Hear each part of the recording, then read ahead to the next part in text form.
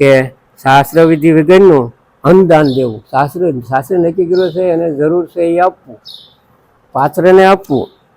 મંત્ર જે વિનાનું, દક્ષિણ વિનાનું, સ્વભાવથી જ પોતાના સ્વભાવથી કરવામાં આવેલો યજ્ઞ છે એ યજ્ઞ તો તામસ કહેવાય. કાંઈ એમાં શાસ્ત્ર વિધિ નહીં કે કોઈને પૂછવું ને, એમાં કોઈ બ્રાહ્મણ કે ભૂદેવ કે વિદ્વાન ન હોય અને મનમાં ગમે એવો યજ્ઞ કરે, એ યજ્ઞ કેવો કહેવાય? તામસ.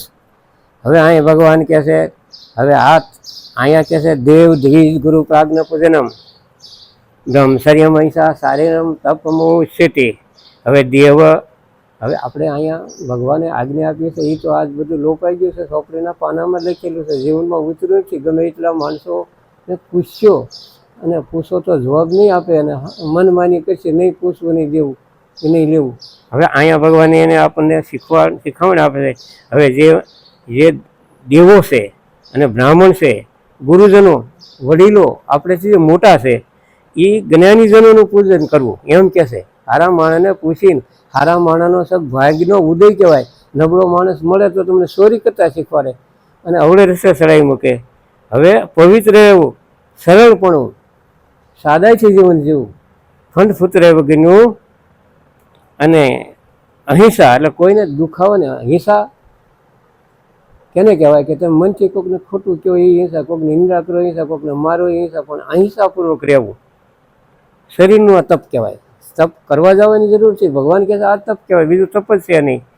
હવે વાણીનું તપ છે, આ શરીરનું તપની વાત ગઈ. દેવ દ્વિજ ગુરુ પ્રાજ્ઞ પૂજનમ. હવે અહીંયા જો વાણી છે, તમે જો વાણીનો વ્યવહાર એવો છે કે વાણી છે ને ભાઈ, એ તમે સમજીને એનો ઉપયોગ કરો ને તો બધા તમારા થઈ જાય. તમને બોલતા ન આવડે ને કોઈક દુઃખ થાય, કડવું બોલો અને તમારાથી માણસ દૂર ભાગે, એ ન હોવું જોઈએ. એટલે ભગવાન એ વાણીનું તપ, શરીરનું તપ અને મનનું તપ, આ ત્રણ તપ તપવાની વાત કરે છે. ક્યાંય ડુંગરના ડાળામાં જઈને તપસ્યા કરવાની જરૂર નથી. ગીતા છે હકીકતમાં ભગવાનના મુખની વાણી છે. તમે ગંગાજી જાઓ ને તો પવિત્ર થાઓ, પણ એક જણો જાય એ પવિત્ર થાય. પણ ગીતા તો કોકના મુખમાં તને આવડે તો આને કહે, તો આને કહે, બધાને કહેતા મુખમાંથી નીકળેલી, ભગવાનના મુખારવિંદથી નીકળેલી ગીતા અમૃત છે. અને એ ભગવાનના શરણમાં નીકળે છે ગંગા.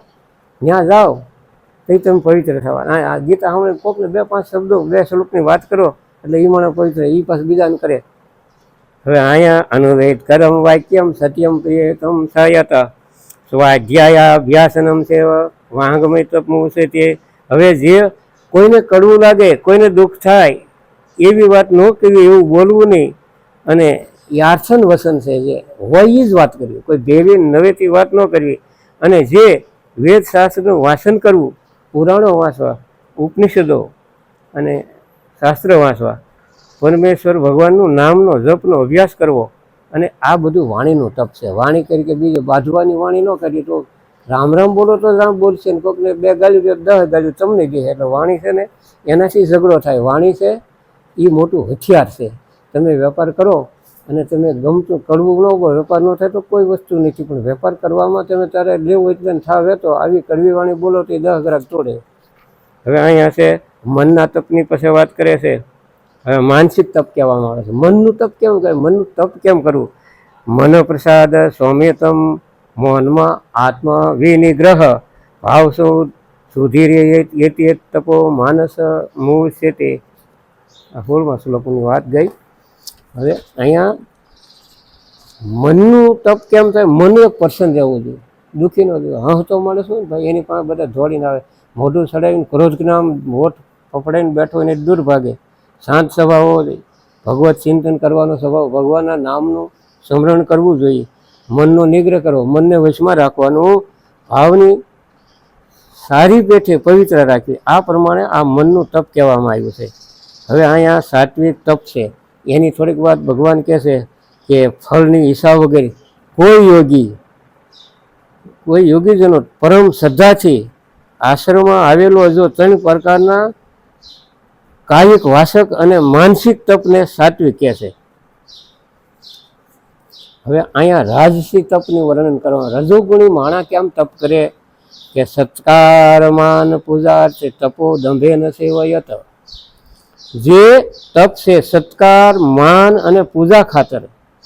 માન મળે તો યજ્ઞ કરવો છે, કોઈક મને મોટો કે એવો અહંકાર કરી અને જે તપ કરે, પૂજા કરે એના ખાતર કોઈ પણ બીજો સુવારસ રાખીને પાખંડાઈથી જે આશરવામાં આવે યજ્ઞ, હવે એ યજ્ઞ ખણિક ફળ દેવાવાળો, અને એ તપ અહીં રાજસ કહેવામાં આવ્યું છે.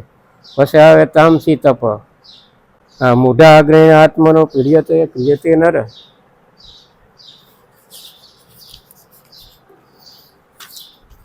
કે જે તપ મૂર્છાપૂર્વક હઠથી, મન, વાણી, શરીરથી અને શરીરને પીડા દે એવું તપ કરે. અને જે દાઢી વધારતા અને ઉઘાડે પગે આવીશ ને કાંઈ કે હું શા નહીં પીવું, મને બાધા છે, છાશ ને દૂધ ને એ બધું ખાય તો શું વાંધો એને, એ વાંધો છે. દૂધ ને એ બધું શામાં નાખો ને તો એ શા થાય ને. આવા જે તમોગુણી મૂર્ખાઓ શરીરને પીડા કરે એવા વ્રતો લે અને બીજાનું અનિષ્ટ કરવા માટે આચરણ કરે છે, આ તામસ તપ કહેવાય. એને તપનું ફળ મળે નહીં, અધોગતિમાં પડે છે. હવે દાન આપવું, આ દાનની વાત આવી કે દાન આપવું એ મારું કર્તવ્ય છે, એવા ભાવથી જે દાન યોગ દેશ, યોગ કાળ અને યોગ પાત્રને દેવામાં આવે.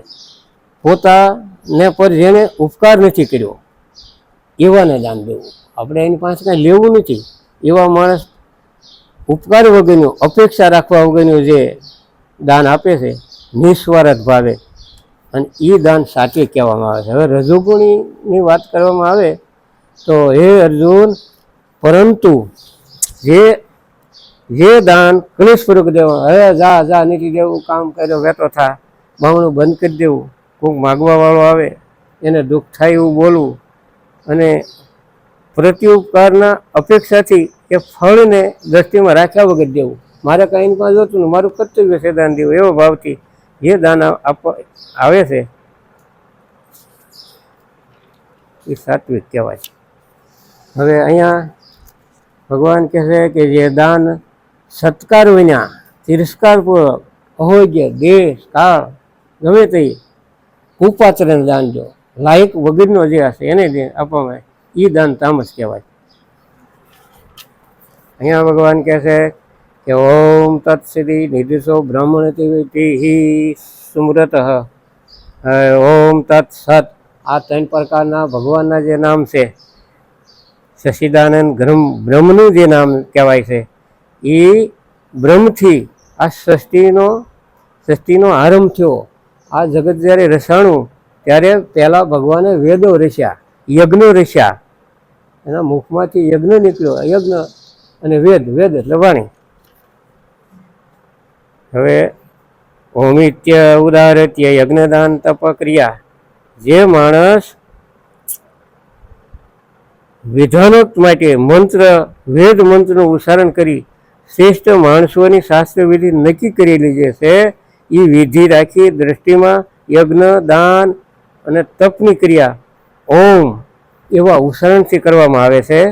આ પરમાત્માનું નામ છે, ત્યાંથી શરૂઆત થાય. ઓમ તમે કહો ને એ પરમાત્મા, એનો ઓમનો કાનો માત્ર નથી. ઓમ એટલે શું? આ જગત જેમાંથી થયું છે, બ્રહ્મા વિષ્ણુ અને મહેશ એમાંથી થયા, આ દુનિયા એમાંથી, સૃષ્ટિ એમાંથી, અને ભગવાન છે ને એ કાના માત્ર વગરનું નામ છે. તમે ઓમને ઓળખો ત્યારે આમ કરીને આમ કરો એટલે એ ઓમ હોય તગડાઈ. એમાં જે શૂન્ય છે, આ શૂન્યમાંથી સર્જન થયું છે.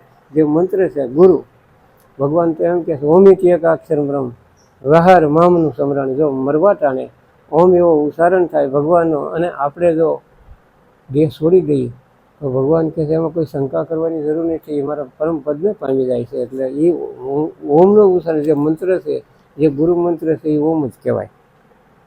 હવે તત એટલે શું? આ નામથી ઓળખાતો પરમાત્મા દુનિયામય છે, પરમાત્મા બધી જગ્યાએ છે. તત એટલે બધી પરમાત્મા છે.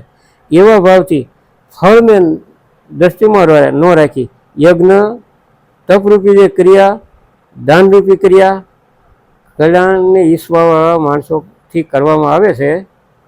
હવે જે સત પ્રમાણે, સતની વાત કરો તે પરમાત્માનું નામ છે એ સત છે. સદભાવથી લેવામાં આવે, શ્રેષ્ઠ ભાવથી લેવામાં આવે. અને એ પાછળ ઉત્તમ કર્મોનું સત શબ્દથી આરંભ કરવામાં આવે. આપણે પ્રયોગ કરીએ કોઈ સારું યજ્ઞ, ઓમ એ શબ્દ સત બધા કાર્યોમાં હાલે. યજ્ઞ તથા દાન, તપ અને દાનમાં જે શ્રદ્ધા છે અને એ આસક્તિ બુદ્ધિ છે, અને જે પણ સત એમ કહેવાય છે. એ પરમાત્માને કાજે કરેલું કર્મ જે પરમાત્મા માટે કરેલું જે કર્મ છે નિશ્ચિત નક્કીપણે સત કહેવાય છે. હવે અહીંયા ભગવાન એમ કહેવા માગે કે શ્રદ્ધા નથી, ભગવાનમાં ભરોસો નથી, ભાવ નથી, વિશ્વાસ નથી, એવા માટે શું છે આ સંસારમાં? એ પાર્થ, શ્રદ્ધાએ કરેલું હવન, શ્રદ્ધા વગરનો કરેલો હવન, દીધેલું દાન, આશરેલું તપ અને જે કાંઈ પણ શુભ કાર્ય કરવામાં આવે એ બધા અસત કહેવામાં આવે. શ્રદ્ધા નથી, ભરોસો નથી અને કાર્ય કરવામાં એ બધું અસત કહેવાય. અને ન તો આ લોકમાં એને ફળ મળે, ન પરલોકમાં મળે.